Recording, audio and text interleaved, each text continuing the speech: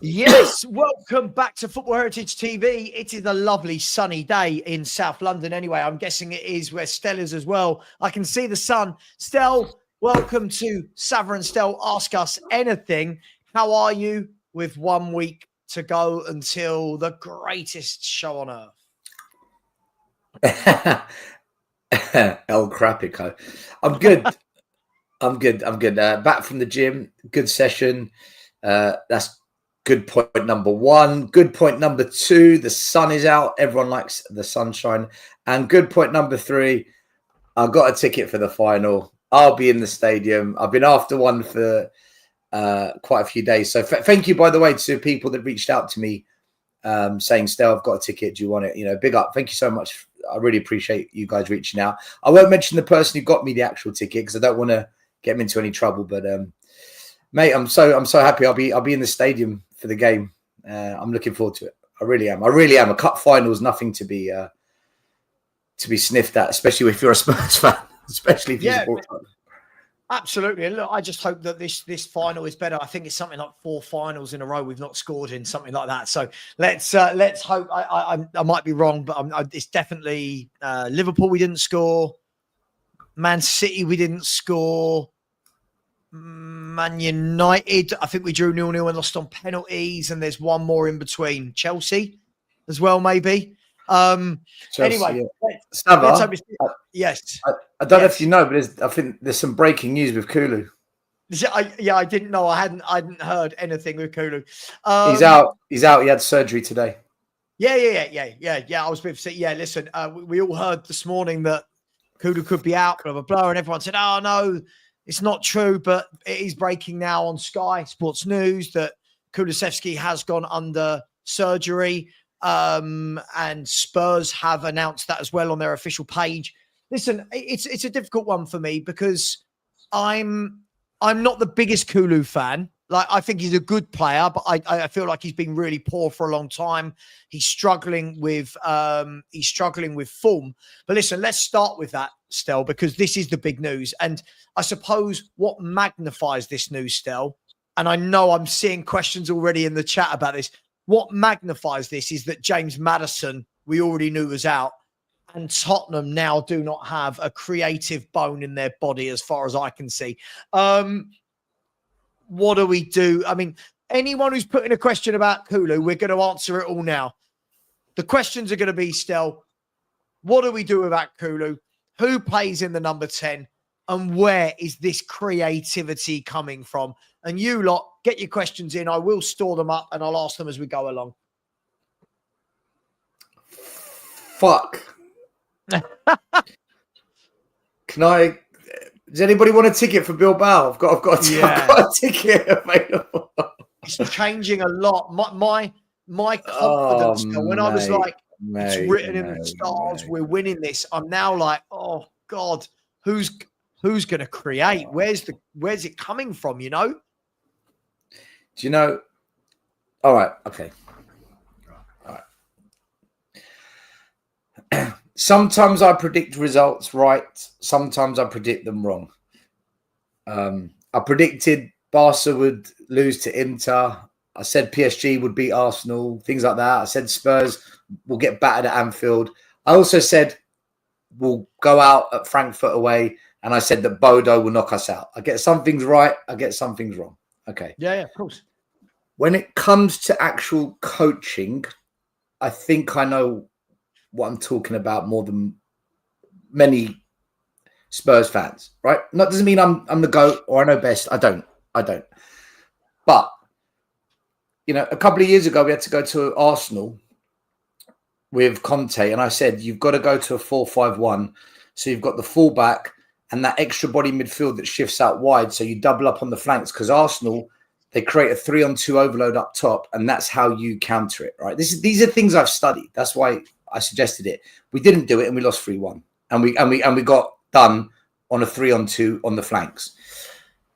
For me, there's 2 options to go with.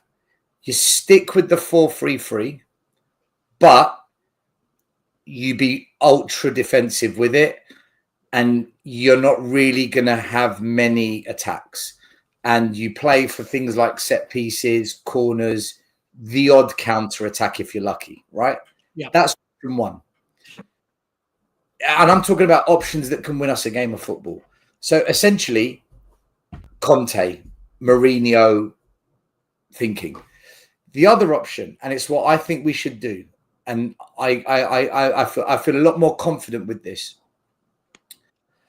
Man United, as it stands, going into this game, will dominate that midfield. We are not going to win that midfield battle. Mm-hmm. They've got Casemiro, a seasoned pro, Fernandes, a seasoned pro, Kobe Mainu is a baller, Christian Eriksen, guys, we know what he's about. Yes, he's a bit older, but he's got a shot on him. He's got a pass on him. He can split a defense. He's got, they've got seasoned midfielders. We've got Bentancur, an in and out of form Basuma, and then it's just kids. Grays, Sarrs. We're in trouble. Let's have it right. We're in trouble in that midfield. So there's no point trying to win a midfield battle with Man U. Let them have that midfield battle. They're going to win it. So what we've got to do is play to our strengths. Go to a back three. Danzo in the middle, Romero on the right, Van de Ven on the left. But put two holding mids that hold just in front. Bentancur and Basuma. And that way, when their midfield comes onto us, you've got two holding and three behind. That's difficult to break down. If they go wide, that's fine. You've got two holding. So one holding mid can go across, or the other holding mid can go across to the other side. That way, you can push your fullbacks up high and not worry that when the counter comes down the flank, they're going to get caught out, because not only have you got one centre-back on that side, you've now got a holding mid. Mm. On the other side, you've got a holding mid and a centre-back on the other side, plus one centre-back that holds in the middle. It makes it difficult for Man United. And for us, you play Udogie or Spence almost as a winger, and the same with Porro. And you play two up top. Their defence is crap. Onana is dodgy. Maguire has on and off days. Lindelof isn't that good. Put two strikers on them. I'd put Johnson because he's better as a striker than what he is a winger, and he's got goals in him. And then I'd put him with Solanke or Son, whatever the manager wants to pick. And then just behind, you play a false number 9, not a 10. And that would be either Son or Odobert. I think if Spurs did that, we can give them a real game, even with the injuries. They're the two options I would go with. If he goes with a 4-3-3 and tries to shoehorn a player into the 10, I think we're looking at a mild version of what we saw against Crystal Palace. I think we're looking at one of those games where gaps everywhere, they're going to pounce on the attack, and very little created by Tottenham. So for me, 4-3-3, ultra defensive, just play for set pieces, or go to a 3-5-2 where you play almost with a block of 5 at the back in almost a rectangle shape, and just push everyone else forward and just have it out with them. That's what I would do, Sava. But I know Ange ain't going to do that. Well, I think this is a different. Sorry for the long explanation, everyone, but that's good. It gave me a chance to dig into a bag of Maltesers, so it was lovely. And if you saw me scrapping around there, I dropped one on the floor, and the puppy got it in his mouth, and I had to prise it out of his mouth before he died of chocolate poisoning. Anyway, back to Spurs. Yeah, look, I think this is where I want to coach. This is where I want to see. This is what you're paid for, right? You're paid $5 million a year. You've got to come up with a solution. Man United have got players missing. Man United have got defenders missing. We've got creators missing. Both managers are going to have to find a way around that. And obviously, we don't care about them. We care about ourselves. But what we can't do is feel sorry for ourselves. Can't be going into this final, we're not going to win because we've got X, Y, Z. He's got to find a solution. For me, it's the wing backs with 2 up front. But we all know he's not going to do that. So I think the only other option I think you've got still for me is to go to a 4-4-2. I'd go to a 4-4-2 and I'd bypass the midfield. I would go into Solanke and Richarlison, and I would have the 2 midfielders sitting in front of the back 4. Other than that, I don't know where the creativity is coming from other than Porro. I genuinely don't know at this stage. I think we're 4-4-2. We're going to get caught out on the flanks though, because when we do push up, you're not going to. The centre back will end up pulling out, and then it opens the gap in the middle. I think 3 at the back with 2 in front is much better, because Man United aren't brilliant going forward, although they're scoring a lot more goals at the moment. They are scoring a lot more still, but what they're not good at, they're not clinical.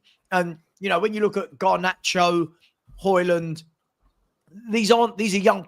For me, Garnacho, Højlund, and Diallo and Ahmad, for example, they should be free behind Man United's first 3, if that makes sense. But that's Man United's 3. Hence why they're trying to sign Delap, Cunha, those type of players. So I think they're going to have chances against us, and they did at White Hart Lane. They had a lot of chances, but they couldn't finish. My worry still is that what you said there, I think they're going to have a lot of that ball in midfield, and I worry with their experience. When you look at Casemiro, been there, seen it, done it, multiple Champions Leagues. Mason Mount, if he plays, experienced player, won things. Christian Eriksen, Mainu has even played in the final for England in the Euros. He was man of the match, wasn't he, in the FA Cup final last year. They've got Harry Maguire. Whatever you want to say about Harry Maguire, he's a seasoned pro who's won multiple trophies. They've got experience still. This is my worry, is are we going to play them or are we going to play the occasion? That's my massive worry about this Tottenham team going into the final. He can't go in with a 4-3-3 without a proper out-and-out attacking mid. We saw Kulu play in that number 10 against Bodo. It didn't work. We saw Kulu play in the 10 against Crystal Palace. It didn't work. He's out now. He's out. You can't shoehorn a player into a position and suddenly say to them, "Oh, for the next 90 minutes, can you be creative?"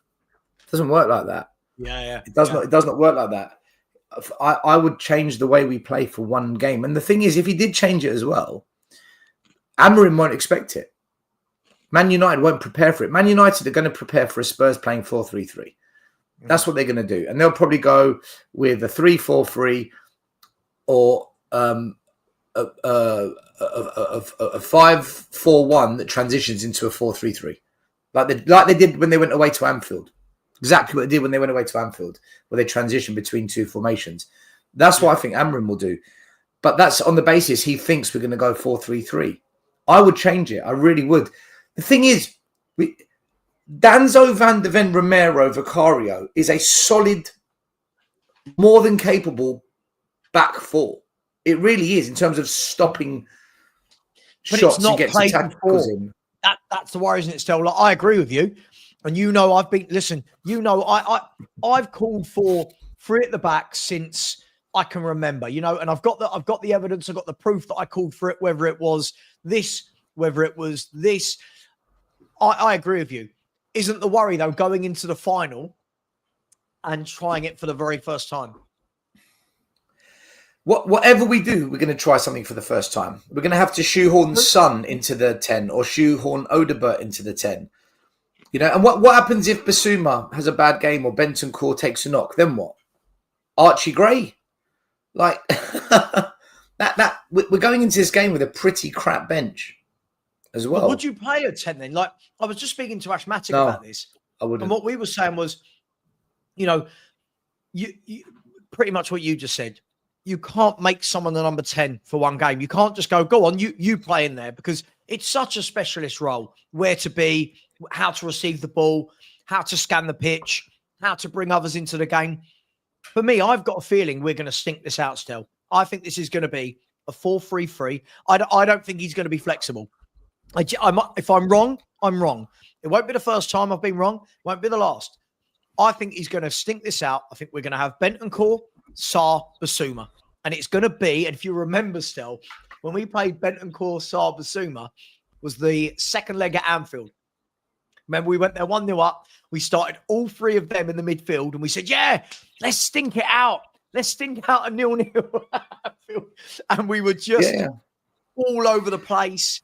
And we had no conduit between midfield and attack. We had no way of getting the ball to anybody. I'd just bypass it. I'd just go long to Solanke and Richie and stink it out. Yeah, listen. Then that was the first option I said. Go 4-3-3 and just be ultra defensive and try and get set pieces or like you say, stink it out. People in the chat saying, "Look what happened at Everton away." At Everton away, just to remind the people, I think we had Fraser Forster in goal.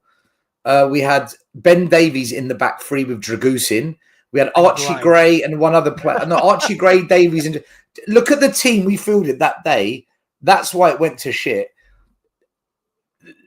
And we had no Bentancur either. So this is different. Right now, the most experienced and best players we have available are defensive players. The ones I'm talking who are available. The weakness in this team right now in terms of availability are kids. We've got a lot of kids. Tells, Odebert, Sarr, they're all midfielders. Johnson, these are kids. We need to listen. A 3-4-1-2 is exactly what I said. It's a twist on it. Yeah. Well, look, let's get a question from Adiz. It said, would you play Odebert in the 10? He played in that position for Burnley. I'll be honest, Stel. I feel like the difficulty is we might have to do something like this, but I've not seen anything in Odebert that makes me think he can play there, if I'm honest. I've not seen anything in Odebert that makes me think he can play on the right wing, let alone play him behind the front too. Bit lightweight for me. I think that he'd get gobbled up in there by Bruno, Ugarte and Casemiro, which I've got a feeling that will be the three. I might be wrong. I think he'd be gobbled up by those three. Seasoned pros. I think he'd be gobbled up. What do you reckon? No, I wouldn't play him. I know you're a big fan of Odebert. Do you know what, Sav? I don't mind him, I don't mind him. He can be coached. I think there's something that can be done with him. Doesn't mean I think he's ready. But no, I wouldn't play Odebert in the 10. No. I don't want to experiment with a kid. It's a big game. This is a massive game of football we're about to play here, people. To throw a kid into it. The same, I was saying to Sava backstage, even if Bergvall was fit, do I really want to see us put Bergvall in the 10 in a cup final? I don't think I do. I don't. I want, really Maddison and Kulu were the two options based on the fact that they're experienced. And also Kulu he's physical. He can have a battle. Maddison isn't physical, but technically he can get around that. He's got ability on the ball. I don't know, Sava. I'm thinking maybe Son, but Son's been crap for a long time. He's been crap. Let's be honest now. Let's quickly talk about Son before we get some more questions.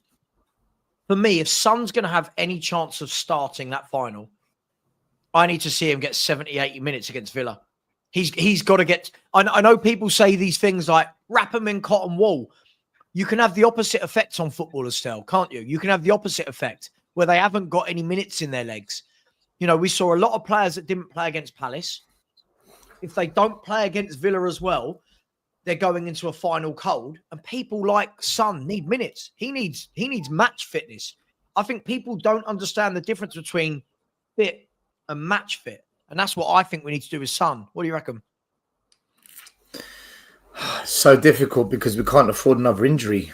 If we can't, we literally cannot afford another injury to a player that's most likely going to play in the final. We can't. I don't know, Sava. I don't think there's a wrong or right answer with this. I've always got an answer for most things, most questions, but this one, I genuinely don't know what the right thing to do is here. If you don't play the player, he won't be match fit. If you play him and he gets injured, we're going to say, "Fuck, why did we play him?" We're in a. There's no wrong or right answer. There isn't. Not for me. Not on this one. This because some people were saying, "Oh, play all the kids against Villa." And don't risk any injuries, which I agree with. But at the same time, the players also need a bit of sharpness, a bit of game readiness about them. When are they going to get that? Because a lot of them missed the Palace game. Then they're going to miss the Villa game. And what? They're just going to rock up in the cup final and just be bang on it. I don't know, Sava. This is such a predicament. Every player's different. Such a predicament.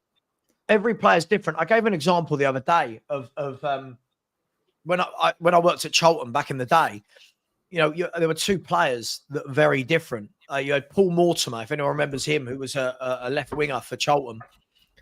whose hamstrings were, if you hit his hamstrings, it was like hitting a wall. They were so tight. So after games, he didn't want to train. He just did a bit of light jogging. They didn't do too much of him. And he was quite happy to just rock up for the game 90 minutes and play. Then you had someone like Johnny Robinson, who was a Welsh winger. If anyone remembers him, he was instrumental when they came to the Premier League. Johnny Robinson was like, I have to play. I need to play. I don't want to sit out. I don't feel good when I miss out. I need to keep playing. And this is why when people say things like just wrap them in cotton wool, not all footballers are the same. Not all footballers are the same. Some need that in their legs. And that's going to be really interesting for Friday still, because we're running out of players to actually have options of what do you do against Villa, right? Which is, do you bring in a JE? Do you bring in more? Do you bring in, I can't even think who's in the squad Savage, anymore. do you know what? I would just play the under. I would honestly just play the under 21s, honestly, because even with the full team, we're going to lose.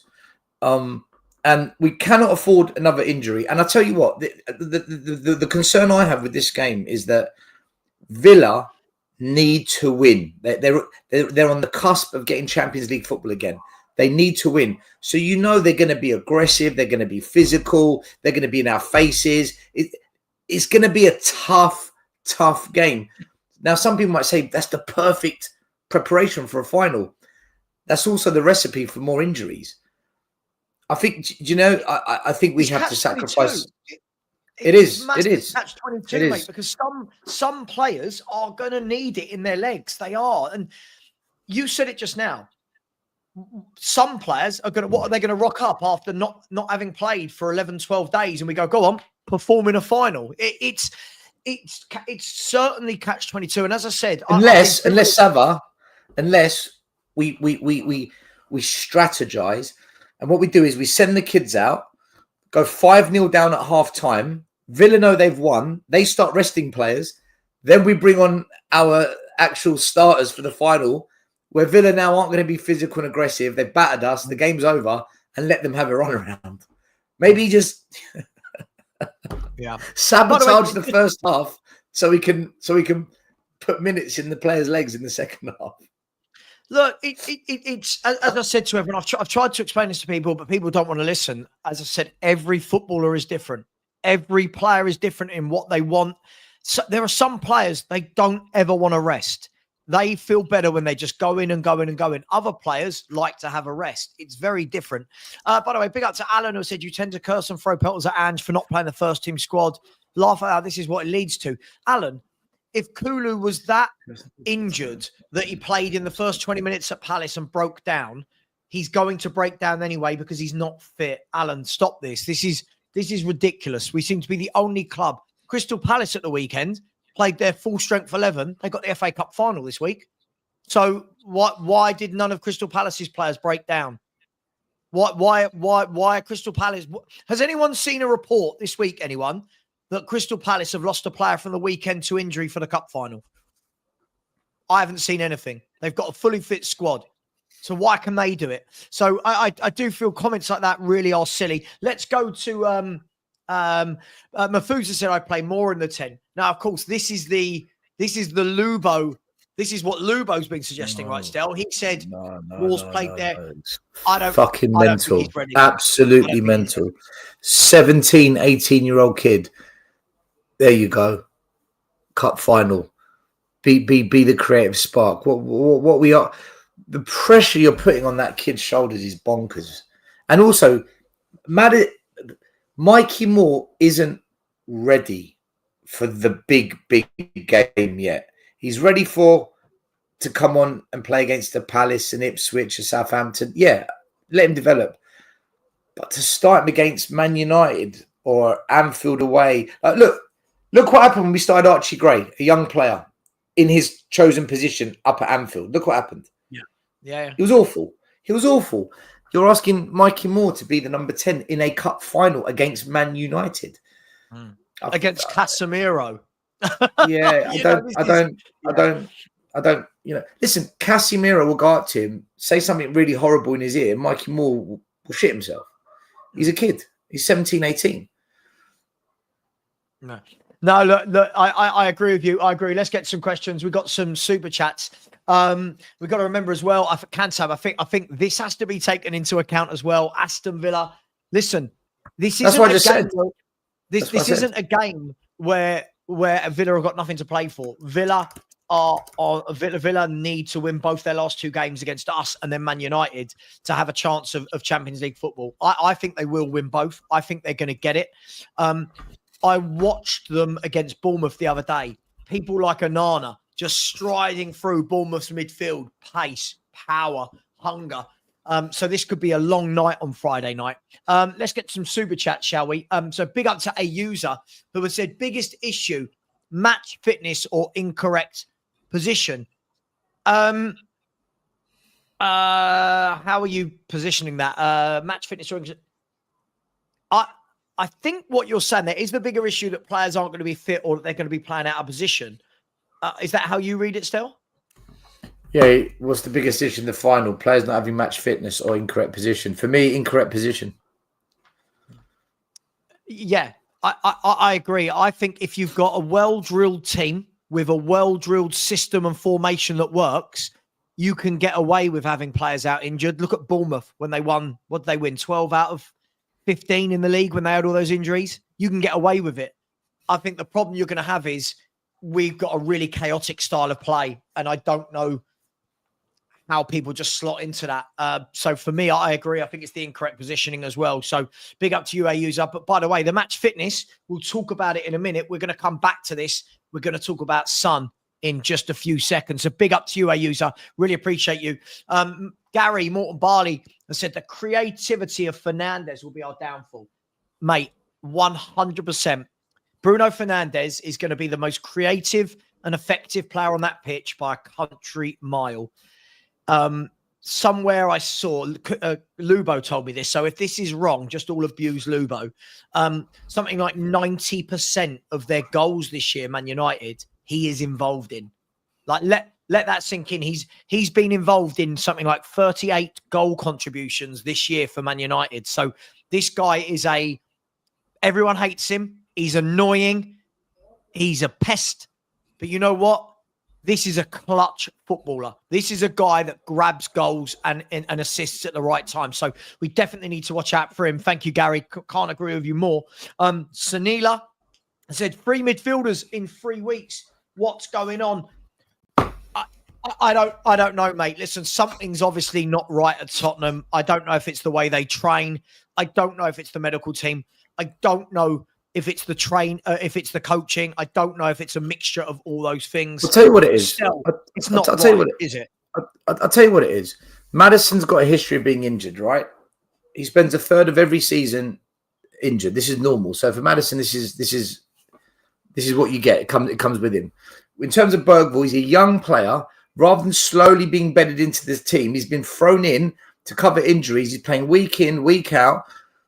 Of course, he's got an injury. So what happens with young players if you don't progress them, nurture them into a high level football?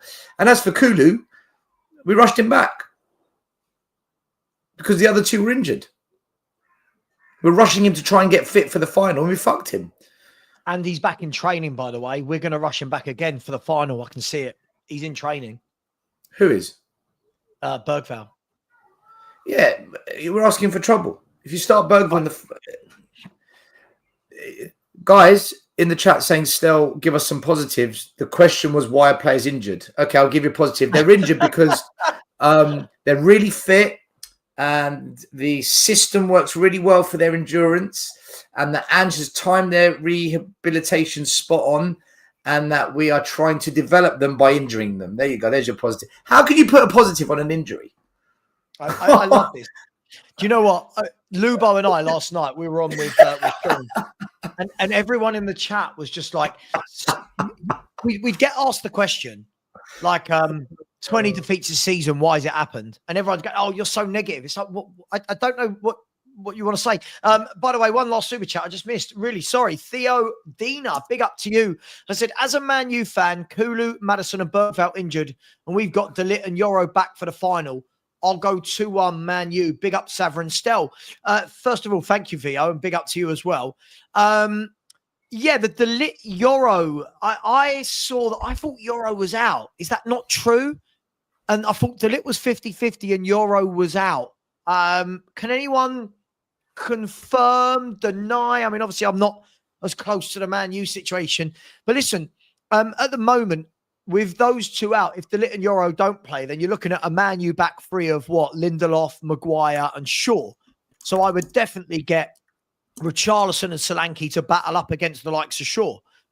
If Euro and Delit do play, I think you are slightly stronger. I think Delit is a seasoned campaigner. Euro, listen, again, he needs time. He's a good young centre-back, but he needs time. But he is athletic. He's agile. He's quick. So, listen, I think both teams are going to have players missing, but we'll see who wants it more on the night and which manager sets up the best. But Theo, I really, really do appreciate that. That's very generous of you. If Theo and the likes can put in super chats and the rest of the 450 of you can't even smash a like button, what are we doing here, as my man Perchy says? What are we doing here? Stel, before we go on to some more questions, I want to talk about Wayne Holland. Big up to you, my man. Absolutely, mate. Absolutely. I genuinely don't think fans understand this. When we talk about rap players in cotton wool, listen, sometimes it has the opposite effect to what you think it does. Trust me. Stel, let's talk about Son, because if there's no Maddison, which there isn't, and there's no Kulu, which there isn't, Sonny is the next creative player statistically, right? Tell does not create. Odegaard does not create. Solanke is not a creator. Brennan Johnson is not a creator. Bentancur, Bassoum, and Sarr. So we're down to Sonny. Now, Sonny has been out injured for a while now. Wasn't in good form before. We saw him come back against Palace and understandably looked rusty because he hasn't played. Are we heading into, Stel? Are we heading into Harry Kane 2.0 final kind of, does he, doesn't he? If he does, are we playing with 10 men? Do you see the similarities? Do you think it's the same? This club, man. This club, honestly. You wouldn't want to support anyone else. This is it. This is it. This club. This club.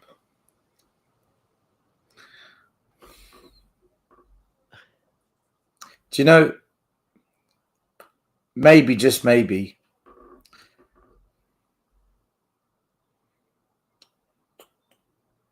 if he goes 4-3-3, maybe we go with the front three of Johnson, Solanke, Ritchie, and then Odegaard in the 10. And Son comes off the bench. I wouldn't start Son. I wouldn't start Son. He's not fit. He's not fit. So he came on against Palace. He was SAVVA. He came on against Palace. He was shit. Absolute garbage. I agree, but we've got the Villa game.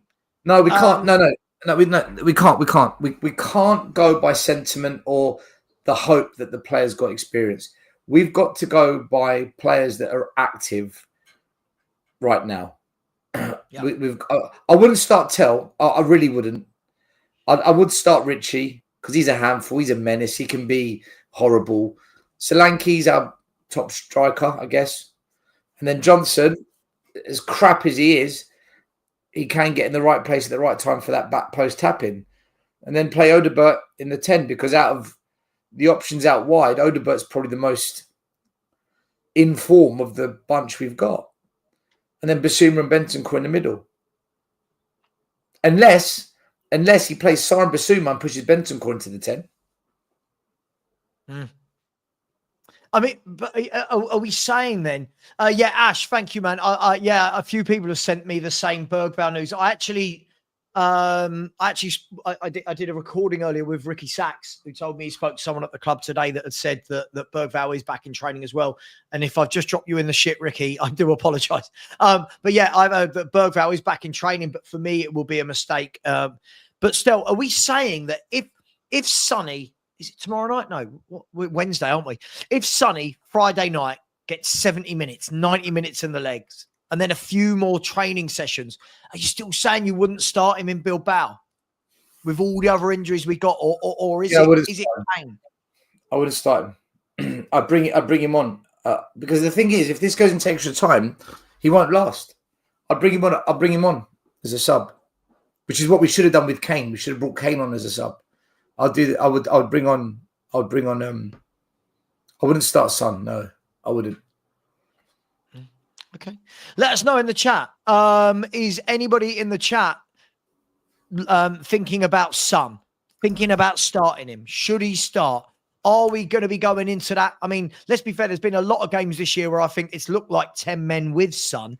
And then you've got to remember that if Johnson plays and doesn't score, it's like playing with 10 men anyway. So that's like playing with 9 men. This could be awful, but we'll try and keep positive. By the way, breaking news from Ornstein in the last 10 minutes is that Liverpool have approached Florian Wirtz's camp to express an interest in signing the playmaker. So Florian Wirtz is wanted by Man City, Bayern Munich, and Liverpool. What an awful summer that man's going to have deciding which one of those 3 he should go and play for to become a multi-millionaire. Well done, Florian Wirtz. Don't worry. We're going to sign Matisse Tell. We don't want Florian Wirtz. We don't need players like that. We want Matisse Tell because they could be good.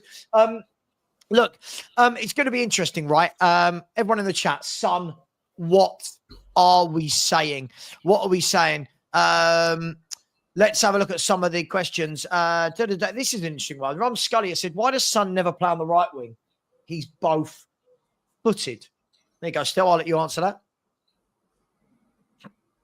No idea. Good question. We'll have to ask Son. Yeah. No one's done it, have they? No one's done it, no. Maybe he favours the left side. Maybe he prefers it. Yeah.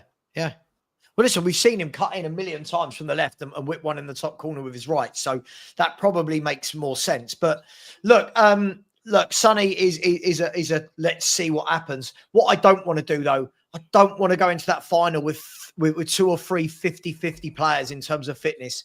You're already losing the game at that stage if we do that.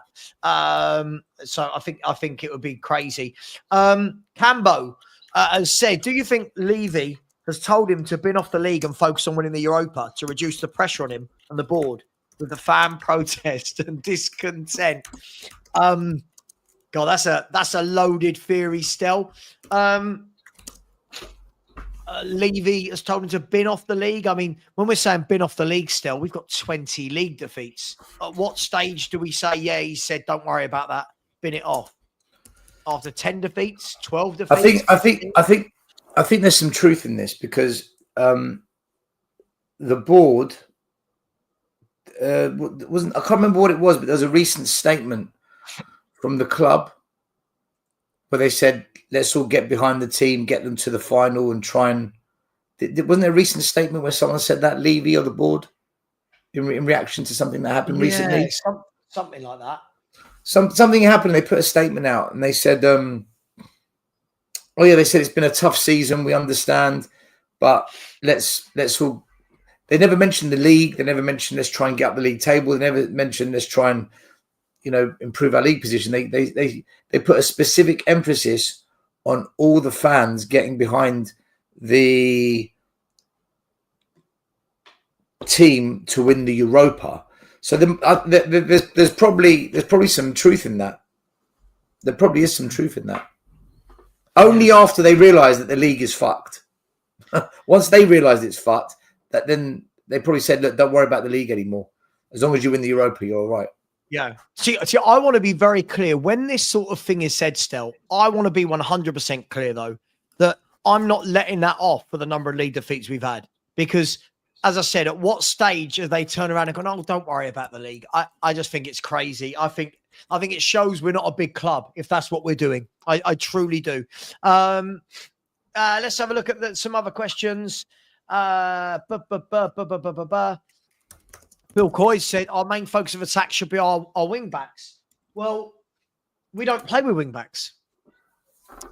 we play with inverted fullbacks or or fullbacks. So I agree with you in essence that we should be playing wing backs, and that's what Porro and Udogie should be doing. But I don't see a lot from Udogie as an attacking force, and Porro for me breaks the lines. He's got some great through balls, some great passes over the top. But I agree with you in theory, Phil. But we don't play with wing backs. I think there's a huge difference.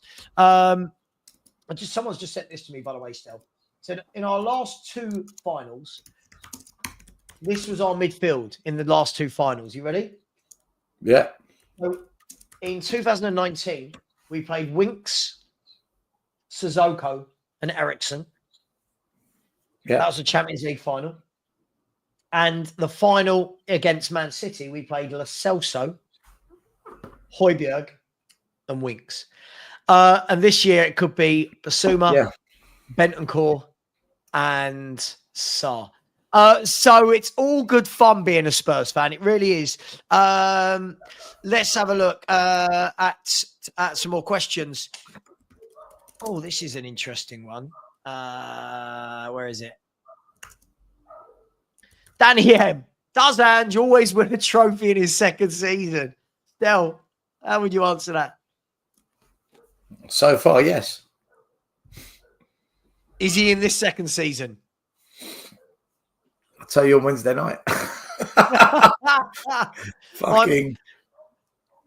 I think sticking with that we are, but I'll be honest, my nerves for this now are I genuinely can't see how we're going to get at them. I'm genuinely worried now that when Maddison doesn't play, I don't think there's any back to front, if you know what I mean. I don't think there's any conduit in midfield. I don't know. Everyone in the chat still thinking we're going to win it. Are we not? I think we're going to have to stink our way to this fight to winning it. Like really, really stink it out. Really stink it out. I'll tell you what. If you're Man United and you don't win this game now, you truly are shit. You really, really are shit. We've lost all our so-called better attacking midfielders. All of them are out.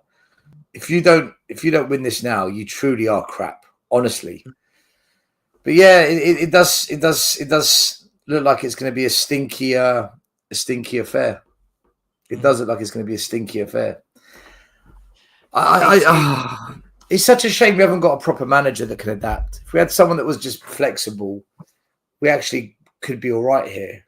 But he's not going to do it. He's going to go 4-3-3, and we're just going to have gaps everywhere and pray to God that we don't lose the game.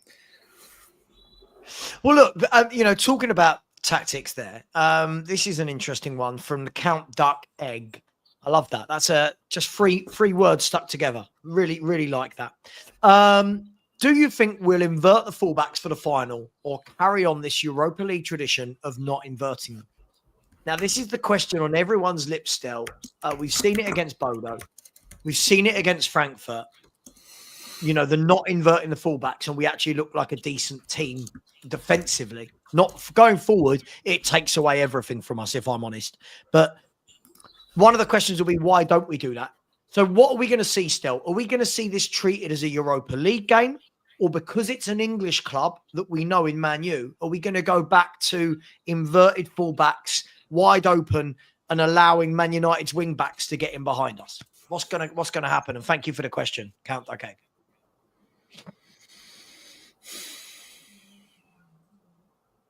SAVVA, I can't predict this. There's too many variables.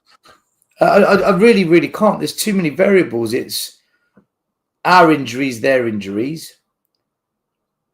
Our manager who doesn't normally adapt. Their manager who does. The only evidence I can go on is that in Europe, we've been more on the road, especially, we've been more pragmatic and the fullbacks haven't inverted. So maybe, just maybe, he won't invert the fullbacks and the defense will have a deeper line and not so high up, because that's what he's done the last two away games in Europe. And perhaps that's what we'll do. We'll take that approach again. I'm just going by recent games. If he copies that formula, then that's what we'll probably expect to see from Spurs. Yeah, I mean, I find it really interesting that we've got a manager that when his job is on the line, suddenly doesn't go crazy, chaotic tactics and defends. When his job is not on the line, i.e. in the league, he goes back to normal and fans just accept this. For me, if I'm the chairman, I'm going down and going, sorry, why do we defend like that in Europe and in the Premier League? We're getting ripped open by everybody and their dog. You know, that's what I'm asking. But hey, it is what it is. Thank you for the question. Off the back of that, let's have a look at this question here. Frankie says, Sava, could you give some reasoning as to why you wouldn't start Bergvall? Yeah, sure. I mean, he's been out injured for how long now? I don't know how many games he's missed, 5, 6. We were told he was out for the rest of the season. And then suddenly, because there's other injuries, we're told he's back in training. That screams to me of panic. That screams to me of being dangerous for the young lad as well. Sometimes we've got to think about the player's well-being as well. If a player is playing with an injury and then that injury gets worse, so for me, I wouldn't start him. I think if he's training now and he was meant to be out for the rest of the season, I can't see that he's going to be fit enough to play 90 minutes in a final against people like Casemiro, Bruno Fernandes, Ugarte, Mainu. Is that fair, Stel? Or I'm just trying to be pragmatic about this rather than use my heart. I'm trying to think logically here. I wouldn't start Bergvall. No, he's just come back from injury. It's almost as if we've learnt nothing from the last European final that we got to, where we just rushed players back in. And look at this whole season. How many times have we rushed players back and they've broken down within 30 minutes? Do we have short memories where we just forget everything? This is all panic now. Fans are panicking. Yeah, everyone's gone into panic mode because we've got injuries now that have come at the worst time. This is the job of a manager. Look, Angepostecoglou gets paid millions of pounds to deal with these kinds of problems. Alex Ferguson took Man United to a Champions League final in 1999 against one of the best Bayern Munich teams you've ever seen. And he lost Paul Scholes and Roy Keane before the game. He lost those players. He's two best midfielders, one of the best DMs the Premier League's ever seen, and one of the best ball-playing footballers English football's ever seen.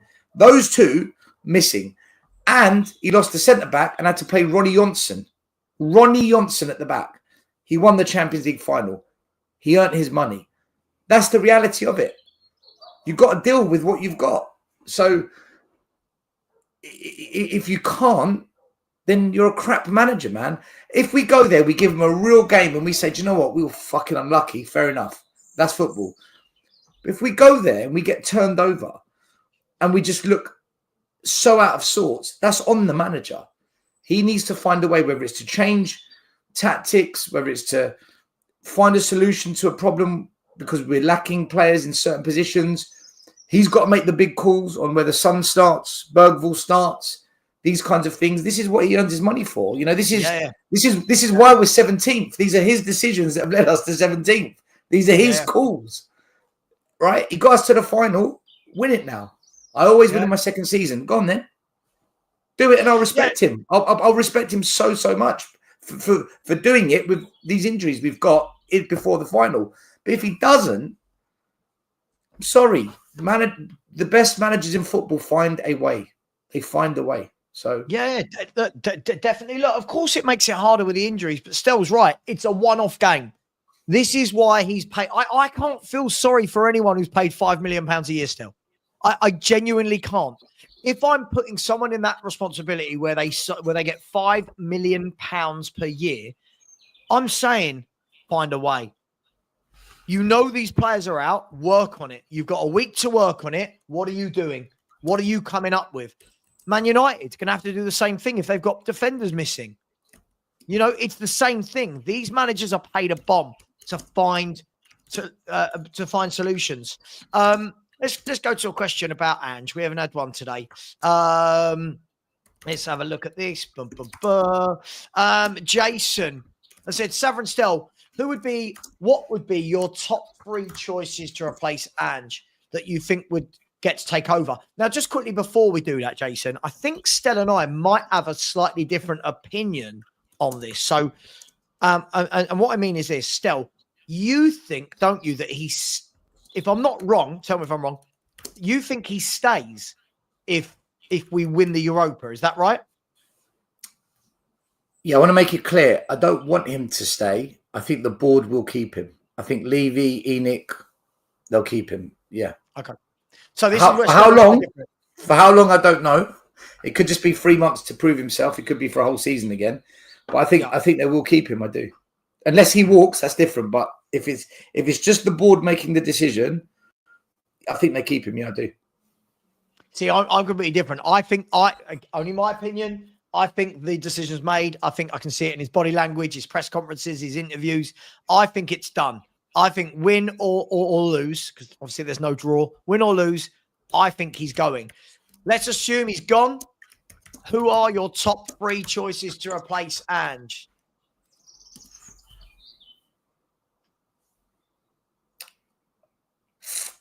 Well, who I want, who I think the board will go after. Whatever way you see fit to answer the question. All right, I'll go with what I want. I want Glasner. I really want Glasner. I like the fact he can be defensive. I like the fact he can be attacking. I like the way he structures teams. I like what he's done at Palace. I really like what he's done at Palace, and he did the same at Frankfurt, and they won the European Cup, the Europa Cup. And he came to Palace, and after 10 games, everyone was slagging him off, saying, you lot said to get Glasner. Look at Crystal. Well, yeah, look at him now. Once he got into that team, he lost some good players as well. He's done really, really well. The recruitment's been excellent. They're in an FA Cup final as well. For me, and he's got Premier League experience now. So for me, Glasner all day long is the manager I would like. Other than that, in terms of managers who are available, I'll take Xavi because he can work with young players, and we've got a very young squad, and he could maybe get a tune out of this academy that doesn't ever seem to get a chance. And the other manager I'd bring back Poch. I'd bring back Pochettino, but they're the 3 that would be on my list. If we got Thomas Frank, by the way, I wouldn't mind that either. I like Thomas Frank. I think I'm not so sure about Silva. I'm 50-50, but Frank I would. Thomas Frank I definitely would. Yeah, I mean, I'm with Stel. I think Glasner's a top manager. I like him as a person as well. When I see him interviewed, when I see his demeanour, I like Glasner. I think what he's done with Frankfurt and now Palace, I think it speaks for itself. I think he's a really good coach, good man-to-man manager. I think he upskills players. Look what he's done with people like Will Hughes, Jefferson Lerma. Look what he's done with Tyreek Mitchell, Munoz. Look what he's done with Lacroix. Look what he's done with Wharton. He's unlocked, Sarr, Mateta.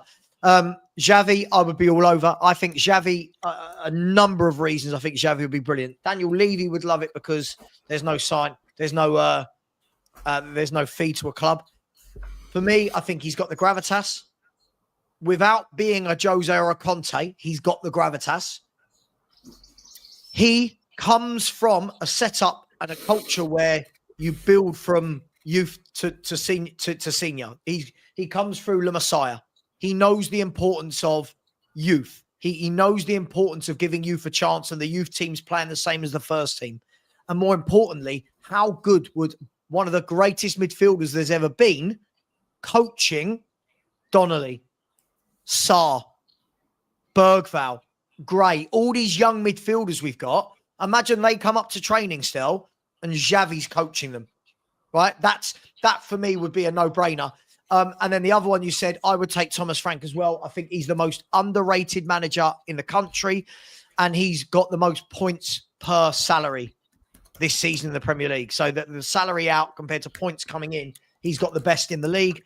When I see people say Inzaghi, listen, he's not joining Tottenham Hotspur. Like, he's not going to go from Inter Milan Champions League final to Tottenham Hotspur. If that happens and I'm wrong, I will gladly be wrong.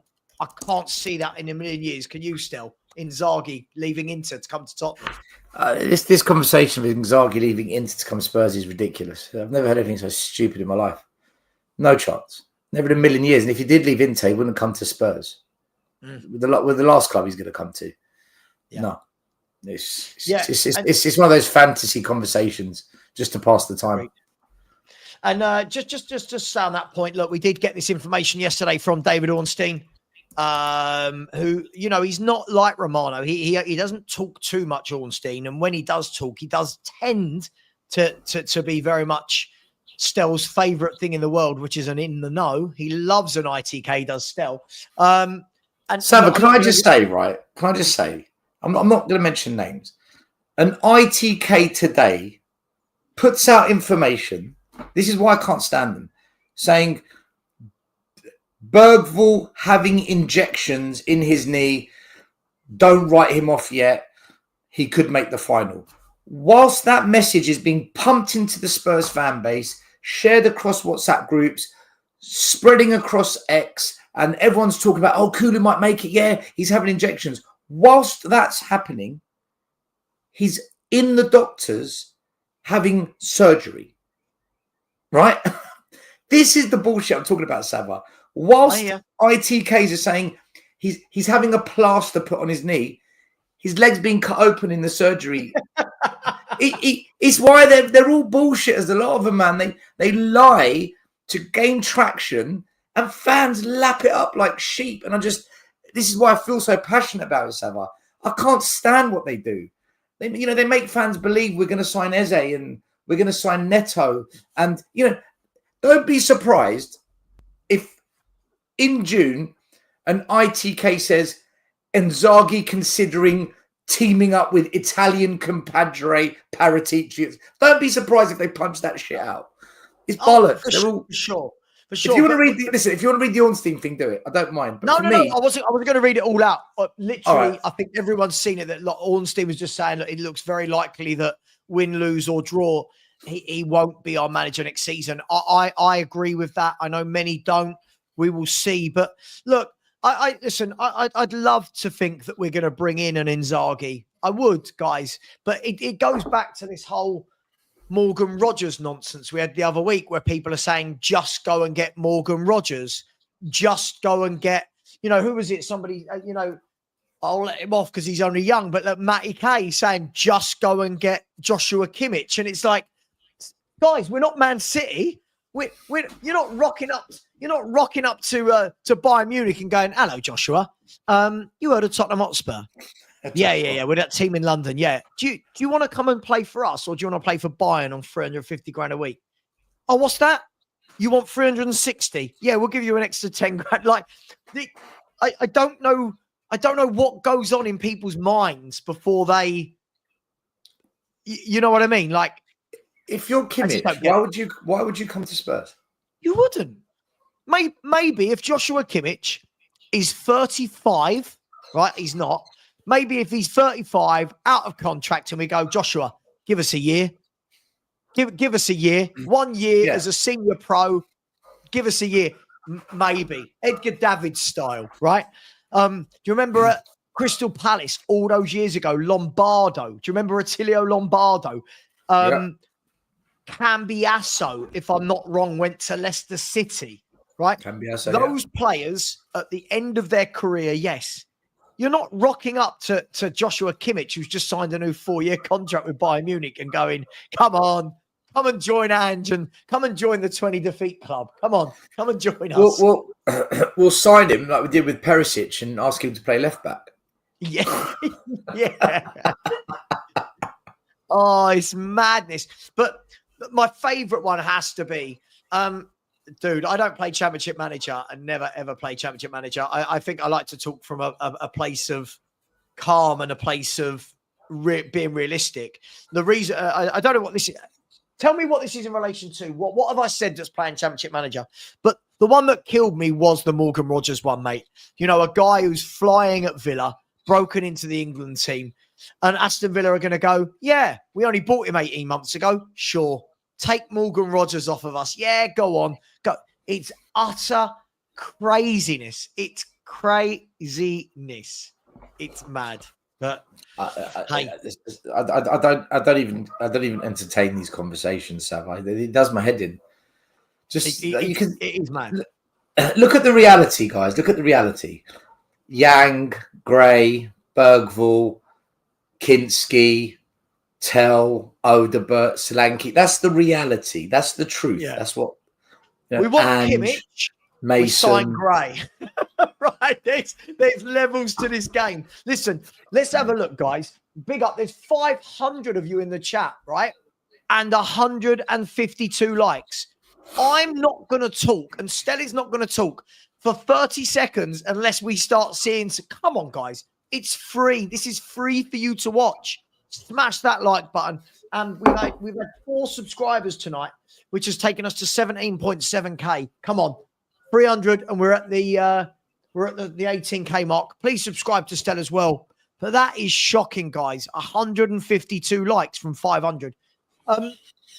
Stell, a worrying thing for me is we are seeing that Man City are in talks with Wirtz.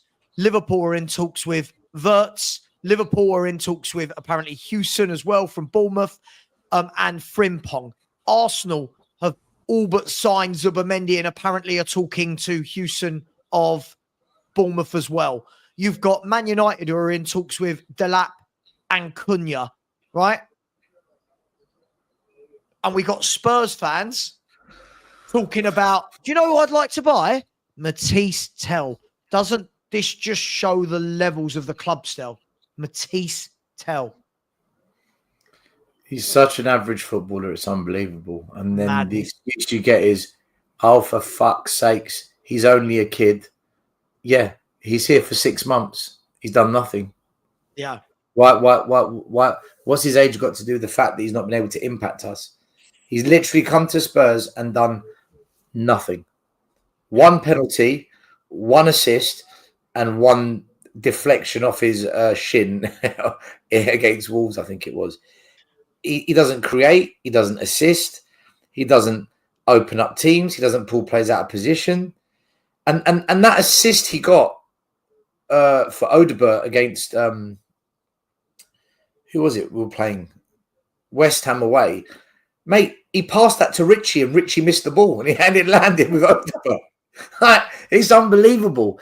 This guy, you look at Mbuemo, Wissa, Mitoma, Jared Bowen. You look at these players who week in, week out, they play at a very good level and they tend to deliver some kind of outcome for their teams. You look at them and you think, why can't we spend our money there?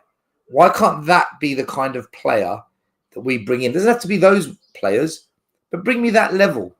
Put one on the right, put one on the left. And you know what? Happy days. But no. We've got Tell. We've got an aging son. We've got Johnson who does fuck all unless he scores a tap in. He does nothing else. And this is what we've cut. I just can't believe how our standards as a fan base have crippled to such low degrading levels of Tell is class. Tell is generational. I hope we sign Tell. These are the same fans that said, yeah, Timo Werner, he'll do a job. Did he fuck? Yeah.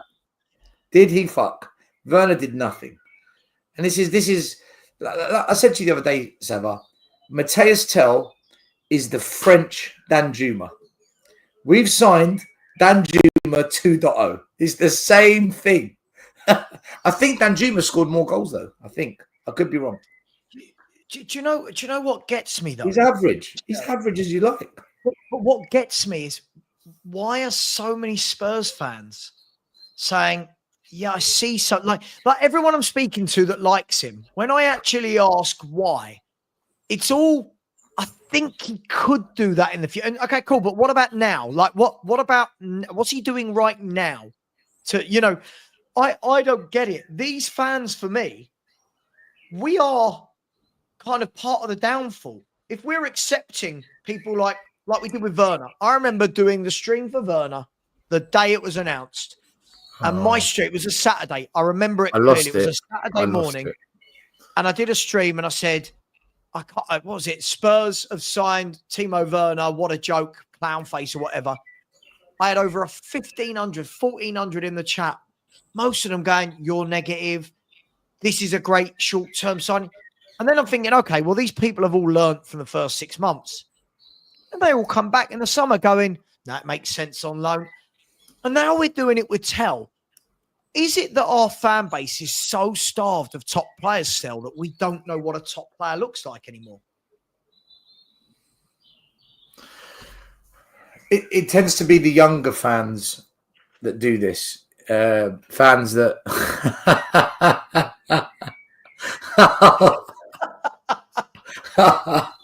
5 in a row. Good going. Oh. Good going. Still You know more what? effort than Tell. Amazing. Good going, but you might want to get some help. If you're doing 5 in a row, you've got a problem, my man. You got a problem. Yeah, Madrid are in for Houston, but my point is these other clubs are talking to his representatives and trying. Do you know what I mean? Sorry, God, Stel. Yeah, do we know a player anymore? Like, we rate some truly bad players at this football club. We really. The thing is, if we announce tomorrow that we're signing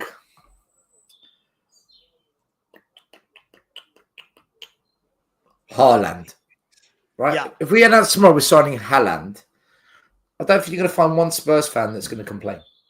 I mean, one Spurs fan's going to say, right. But yet, when we sign Tell, it creates division.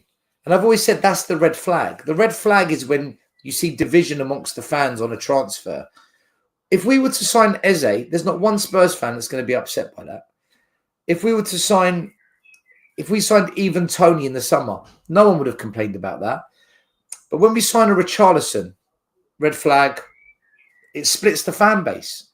And Tell splits the fan base. Why? That means a significant amount think this guy's no good.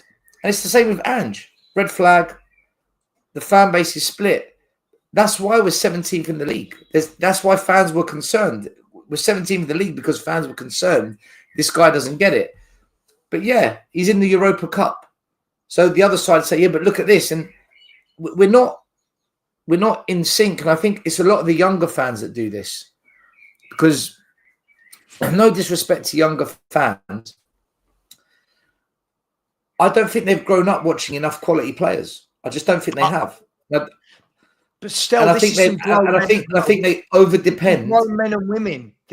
I'm speaking to a lot of fans that are my age that are talking about Tell and they like what they see. And do you know how I look at football still? I look like this. I'm going to give you some players, right? And you tell me if the fan base was split on these footballers. Gareth Bale. Will we split on Gareth Bale? Right? No. Will we split on Rafael van der Vaart? No, we were freaking super happy when he signed. Right. Were we split on Moussa Dembele when he played for Spurs? No. Right. Were we split on Christian Eriksen before the last year? You know, for the majority of his career at Spurs, he was excellent. No. Right. I could go on and on and on and on and on. That's how you know a player is very good, because the fan base isn't split. Right? No one at Man City for the last 6, 7, 8 years has gone, I'm not sure about this Kevin De Bruyne bloke. No one's doing that. We've got a fan base that go, oh, Tell. Actually, yeah, if it's 30 or 40, no. I'd rather bring back Solomon and keep him than play Matisse Tell. We're such a strange fan base. Honestly, I've never known anything like it. Anything like it at all.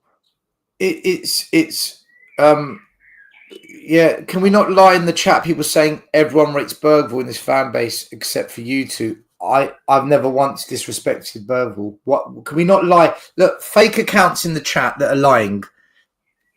You're not doing yourselves any favour. There's a fake account XV11.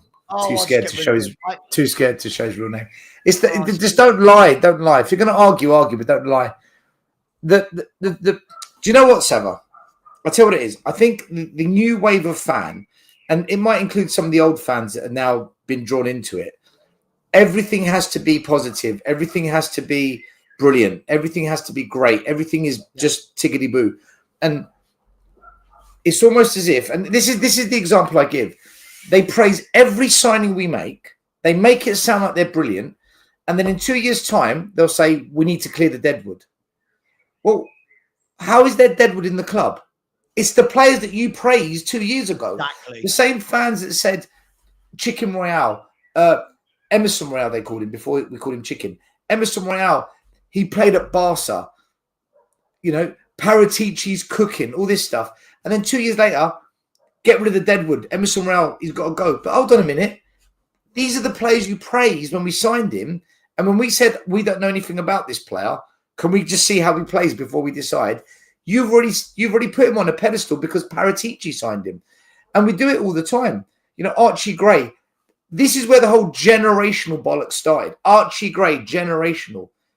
He's been okay at best. Okay is as good as he's been. And yet, we praised him to the max. And, you know, in 2 years' time, don't be surprised if you've got fans saying, do you know what? I think we should move Archie Gray on. It hasn't quite worked out for him. But hold on a minute. So he's part of the Deadwood. You've only got Deadwood at the club if you sign Deadwood in the beginning. It's as simple as that. Do you know what? I've never maybe Archie Gray will be good, by the way. I'm just using it as an example. I don't know. We're going to wait and see what happens with him. I've never agreed with you more about this whole every year praise every year. Oh my God, there's so much Deadwood to get rid of. Hang on. Like last summer, all the players, people like me and you had said were shit for years. Davinson Sanchez, Ndombele's, Lo Celsos, not just last season, or the Auriers, the Sissokos, the Dyers. Whenever we were having rows with people before, it was, you two don't know a player, they're shit. Then all of a sudden, but we've got all this Deadwood to get rid of. Hang on. You were praising them. And in a few years' time, still, what we'll be doing is sitting here going, oh my God, look at all this Deadwood. And I'll be saying, hang on, when they signed, you told me they were all going to be brilliant. They were all the best young players in the world and blah, blah, blah. And like Papa Sarr. Let's use Papa Sarr as an example. Look, that boy has now been at Tottenham for about 4 seasons, right? Granted, I think the first season was out on loan, but he's now been in the first team for 3 years, in and around the first team for about 3 seasons. Yeah. When we signed him, I remember everyone going, oh my God, this boy, Vieira, he's like Vieira, he's like Yaya Toure. Oh my God. Right? Now, all of a sudden, when he plays, we've got to play. How can Ange do anything? He's got to play Deadwood like Sarr. Hang on.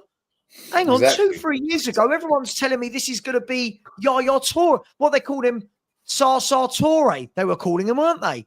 Sarr Toure. It's madness how quickly and this is why, like that person before was a bit of a troll. This is why what I've said about Bergvall. I like Bergvall. He looks talented. I think there's a player you can work with.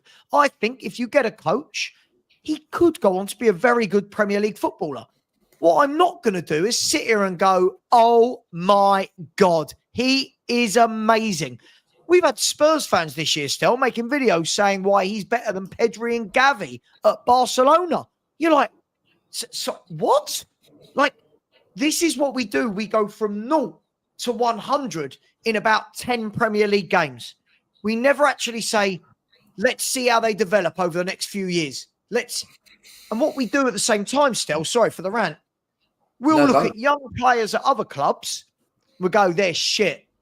All of our kids are amazing. Everyone else's kids are shit. Look at Lewis Skelly at Arsenal. Lewis Skelly is 10 times anything we've got for an 18-year-old. He is. As much as we laugh, as much as we say, he's been sent off and they have bottle jobs, Lewis Skelly fought his way into the Arsenal team, kept his place in the team, even when players are back fit, and he's now in the England squad playing regularly for Thomas Tuchel, right? We don't have a single youngster doing that at Tottenham. We don't have a single youngster that has come in and broken into that team, kept their position. Now they're breaking into the England squad because we don't seem to know a player. We just don't know a player. And we do it with staff as well. Ryan Mason, future Tottenham manager. Now, get him out of the club. Why is Ryan Mason at the club? Why are we allowing Ryan Mason to coach the players? Well, this is the same guy you told me was going to be the future Tottenham manager. Yeah, it's mad. It's mad. I know people hate this, but it's the truth. It's fake positivity. They're not being positive because they believe and they mean it. They do it because that's how they're going to connect with others. Just say it as it is, people. Just say it as it is. You know, we've got a lot of crap at the club, and a lot of this crap is what we praised as really good or class or generational when we first signed them. And there was no evidence to back it up. You know, this Yang guy. You know, I speak to my friends at QPR and they say to me, tidy player, nowhere near ready for the Premier League, though. You're having a laugh. So then you speak to Spurs fans. Half of them will tell you he's signed him for marketing purposes. The other half tell you, oh, he's the next Asian sensation. He's better than Son. Really? Okay. I'll tell you what. Everyone can do this when they finish watching this stream. Pick any young player Spurs have signed in the last year, type their name into YouTube, right? And see what comes up. See all the videos that come up first. They are all videos why Spurs signed Wonder Kid. Yeah? How Wonder Kid, generational fixes Spurs. It's all so mad. But then when fans like me and Stel, who don't go overboard, you're not real Spurs fans. But, well, no, hang on. I am. But before I praise Yang, who's on loan at QPR, can I wait for him to get back at Spurs, break his way into the first 11, stay there, and praise his performances? No. We bought Yang, Wonder Kid, because they've got some highlights of him playing in Korea. They got some highlights of him running through a defence in Korea. We did that. We're doing it with Vuskovic. I'm seeing videos going, what he's doing isn't real. It's insane. When I watch the video, right, it's him scoring some headers from corners. And I'm like, isn't he a centre-back? I don't care that he's good in the air scoring at that. What's he doing at centre-back? And that's where we are. That's 2025, unfortunately. That's 2025. I don't know, Sarr. The standards in general have just dropped. We think, I think fans think we're better than what we really are in the transfer market in terms of the squad we've got, and the way we play as a team. I think we're a very overhyped fan base. We just jump on anything and everything to hype it up, and everything. We just never let it play out and see it for what it really is, and then decide. No, absolutely. Look, I also think as well, there's people in the chat saying that Archie Gray's rubbish. Look, and Tell's rubbish. Listen, I don't think Tell's rubbish. What I think it's almost unfair what we've done. We've brought in a 19-year-old on loan to help us immediately. That's what a loan signing is. You don't make a loan signing to coach them. You bring in a loan signing. Aston Villa, best example. Aston Villa on loan went and got Marcus Rashford and Asensio. To Sassy even. Not saying he's great, but senior pros, right? That's what you do in a January loan window. You go and get players that go, boom, first 11 right now. Spurs have gone and got a 19-year-old kid that still needs coaching. These kids at 19 shouldn't be going on loan to be the saviour. They should be going on loan for the season to get first-team football. We shouldn't be loaning 19-year-old kids to help us. So I feel sorry for him. I also feel very sorry for Archie Gray, because Archie Gray, for me, I've said it all year, if you're going to buy Archie Gray, he should have been straight out on loan back to Leeds in the Championship. He should have been straight out on loan. Go on, Archie. Play 46 games a season in the Championship. Go and become a man. Go and bulk up. Go and play against men. No, instead, what we've done, filling at right back. Admirably, he's done okay. Filling at right back, filling at left back, filling at centre back. Then when we put him in midfield and people go, oh, he's not good. Well, yeah, he hasn't played at centre back for 18 months for Leeds or Spurs. I feel sorry for him still. I feel sorry for this kid. He should not be in the first 11 for Tottenham Hotspur. I don't care what anyone says. He shouldn't be. And we want to do it again with Tell. We want to do it again with Donald. We're not learning. We're not learning. Well, we were told in January that we're going to bring in reinforcements. Well, we didn't. We signed Kinski, who spent most of this on the bench when we had Brandon Austin. We signed Danzo. That makes sense. Totally understood it. And then we signed Tell. What have we actually done? Again, it's like this scattergun, random panic approach to transfers. It's almost like we're looking for deals where financially it works, but the impact on the pitch doesn't work. And that's the truth. This is what we've done. And Tell is I don't want to call him a victim, but he's a consequence of that approach. You're not what we needed. Agreed. We needed someone that was going to impact the team. Since Tell's come, we've actually dropped down the league table. We haven't gone up. We've gone backwards. I feel for I don't blame him, but he should never have come. He should never have been here in the first place. I agree. Listen, I completely agree. And this is why when people say, why don't I want to sign Tell? It's not that. Listen, we could be sitting here in 2028 going, Tell's good. I don't doubt it. But right now, do we need another one of them? We bought Odeberg, who's a 21-year-old winger. We bought Yang, who's an 18-year-old winger. We've got Mikey Moore, who's a 17-year-old winger. And we got fans going, Tell. We've got fans who think if the club have got 30 or 40 million for a winger, that's the best we can get across world football. That is mad. I want to get to another question. We're going to go 15 minutes still. You okay till 1:45? Yeah. Perfect. Another question. Hang on. I've missed some super chats. By the way, breaking news from Sky Sports. I think we knew this already. Is that Real Madrid have made contact with Bournemouth over Dean Houston. Real Madrid have been speaking to his agent and have now contacted the club. The Spain international has been the subject of growing interest. It's believed that the 20-year-old defender has a 50 million release clause in his Bournemouth contract that Real Madrid will not struggle to trigger. So it looks like Houston, now that's a good young player. That's a good young player. Goes to Bournemouth, goes straight in at centre half, plays every game. He's really impressed me. Vineet, big up to you.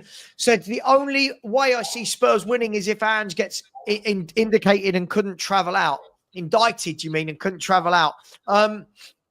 Look, I think it's going to be very difficult, whoever plays. I really, really do. It's going to be a tough game, but I think we've got to stink it out. We've got to work hard. Vineet, I get your point, though. Everyone knows he's not my favourite manager, but big up to you. Thank you very much. Big up to Tony Rodriguez, who was gifted one Football Heritage TV membership.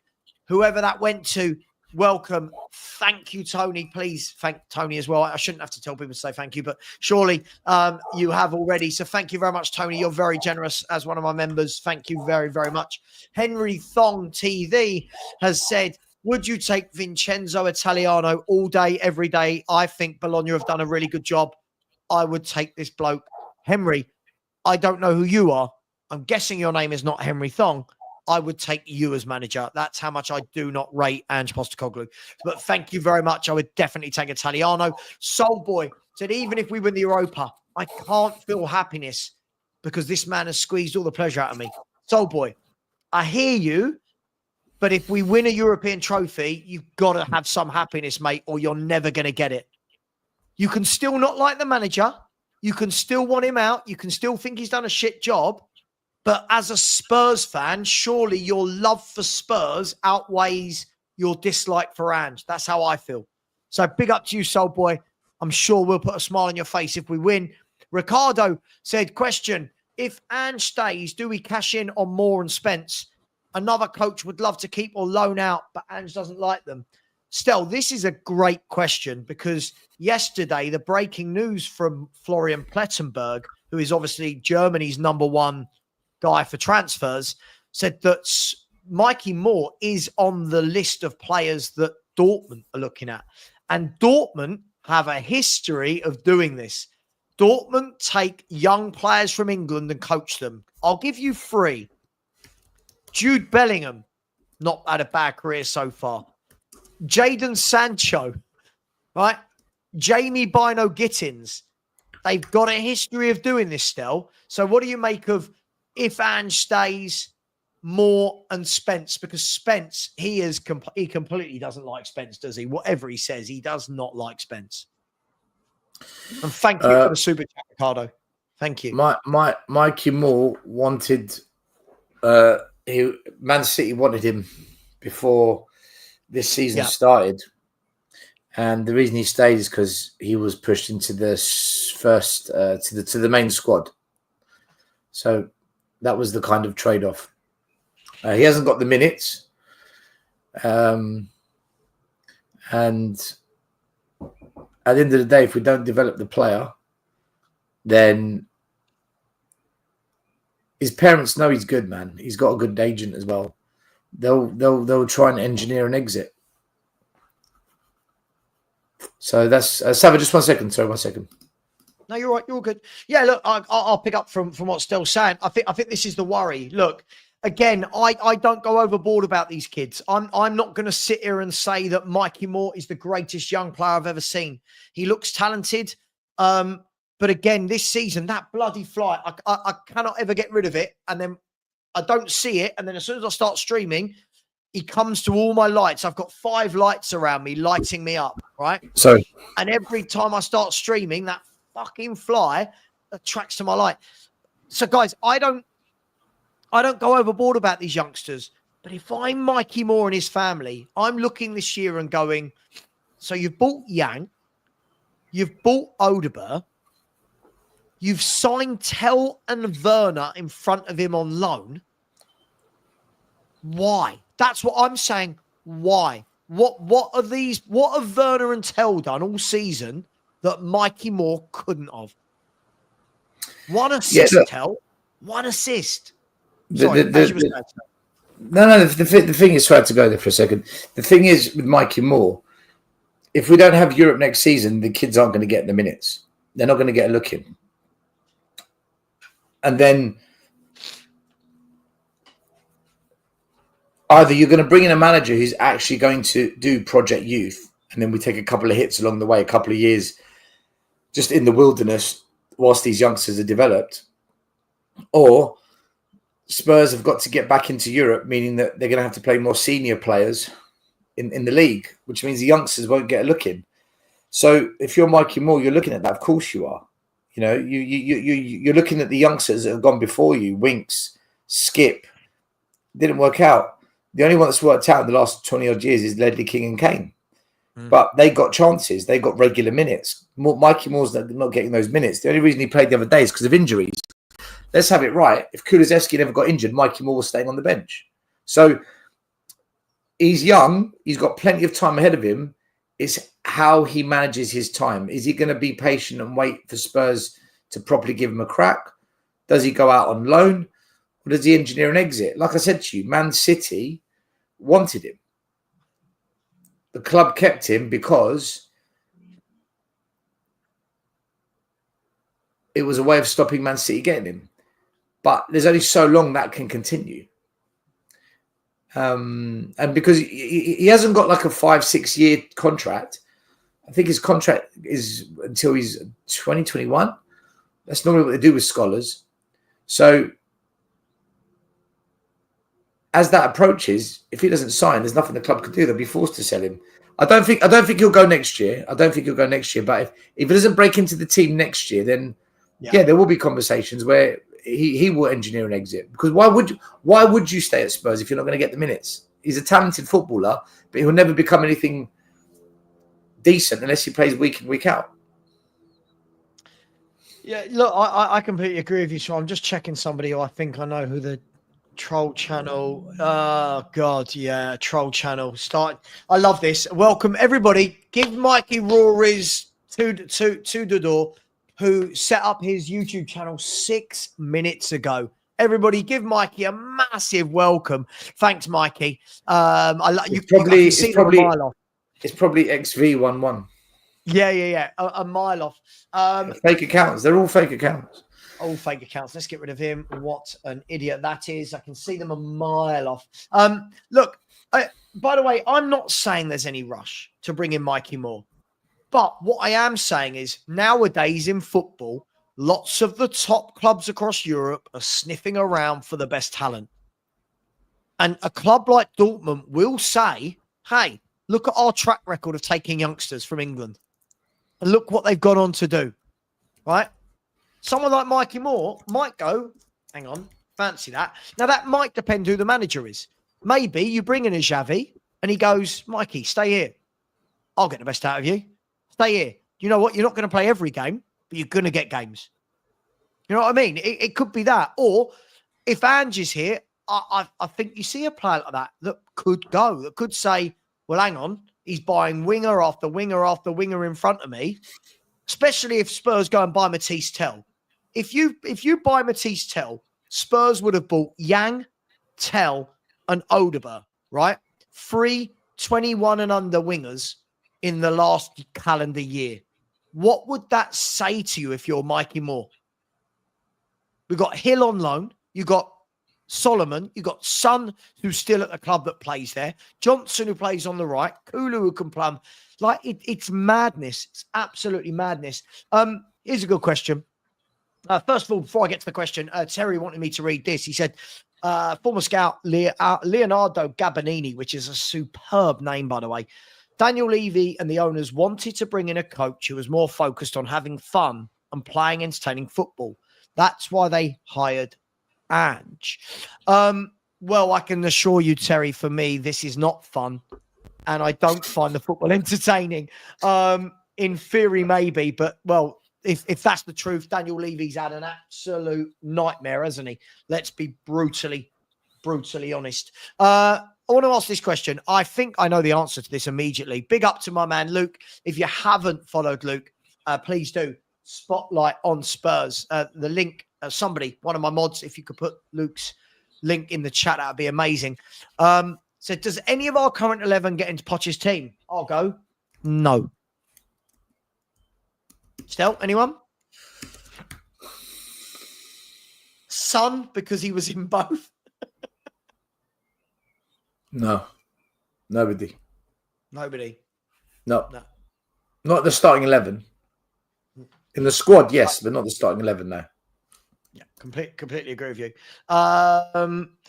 Look, I completely agree with you. Paul Russell, again, Paul, if Spurs are serious, let's stop talking about tells.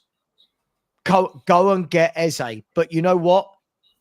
Lots of people who are very close to Eze's camp and Tottenham's camp have said that Eze has been offered to Spurs in the last couple of years and that Ange does not want him. And I get it. Don't get me wrong. I don't get not wanting him. I get why Ange wouldn't, because Eze doesn't play the way Ange wants to. Eze's a maverick. Eze's the match winner. Eze's the guy you give the ball and go, look what he's just done out of nothing. And Ange doesn't like that. Ange wants everybody running around. He'd have Eze on the halfway line tracking back, picking up the ball. I want Eze in the final third, like what he did to Spurs. He ripped us apart. So, I mean, Eze for me would be amazing, but he just don't seem to sign that caliber anymore still. I've given up with Spurs and transfer SAVVA. It's been woeful since the last five years. We signed maybe one good player, then 3 average, then 1 shit. We signed 1 good player, 3 average, 1 shit, and it goes on and on and on. And the quality of our squad compared to previous years is shocking. And we've spent 400 million building this squad that flatters to deceive. It's a shocking waste of money. Nobody mismanages money on players and transfers out of the big clubs more than us. Man United have been pretty poor, to be fair. They've been shocking. But we've been a joke. We've been an absolute joke as well. Mm. But even when you say Man United have been shocking, when you hear that they're in talks with players like Matheus Cunha, and you think, we're talking about Matisse Tell, they're talking about Cunha. Like the levels are just, it's frightening still. It is frightening that we're still doing this every season. To be fair, Man United have won trophies in the last couple of years, so I guess they can justify it to some degree. They've had some glory, but for where they want to be, challenging for the Champions League, challenging for the Premier League, they're way off of it. I mean, us 17th in the league is just, it's unreal. Do you know it truly is unreal. Do you know what I can't wrap my head around? If someone had said to you at the beginning of the season, we're going to be 17th with 2 games to go, you would have said, yeah, every fan's going to want the manager gone. And yet I've never seen such a horrible manager get so much backing. I've never seen it in my lifestyle at any club. The Wolves fans were booing Gary O'Neill. Right? Gary O'Neill. Why have I gone mad? The Wolves fans were booing him. Right? Everton wanted Sean Dyche out. These are clubs that were below us, losing games, sacked managers. By the way, both those 2 clubs are going to finish above Tottenham this season, Wolves and Everton. Let that sink in. Yeah. Like, I've never known, I never thought I'd be sitting here in 17th and still being told I'm negative for not wanting a manager. I just don't know what's happened to this fan base. The standards of the transfers are on the floor. The standards of what we want as a manager is on the floor. Lubo calls it right. He does. I hate giving Lubo credit because he holds it against me. Lubo said it. We're becoming more and more insignificant. More and more insignificant with every single transfer, with every game. I've said this a few times now. Spurs are not a big 6 club. We are not a top 6 club. It's for the birds. We're a top 3 business. Spurs has become big business. We're not a top football club anymore. We're not. We don't win trophies. We don't really compete for them. Yes, this year we got a chance to compete for one. We have. We don't attract top talent. The football has gone down the drain. The standards of what we once represented have been diminished, and we kind of got it back a bit under Redknapp and then Poch. You thought, okay, there's momentum, we're going in the right direction, but the last 5-6 years, Sav, we're not a top club. We're not. No. We're not. And I think as Spurs fans, we just got to be honest about what we are now. We are just a top 10 club. We're a top 10 club. There's not much to separate us from the Brightons. I mean, I would argue Newcastle and Villa have possibly surpassed us. Possibly. I don't think they've possibly surpassed us. I think they've surpassed us in every way. If you look at Newcastle and Villa, right? Forget about team on the pitch.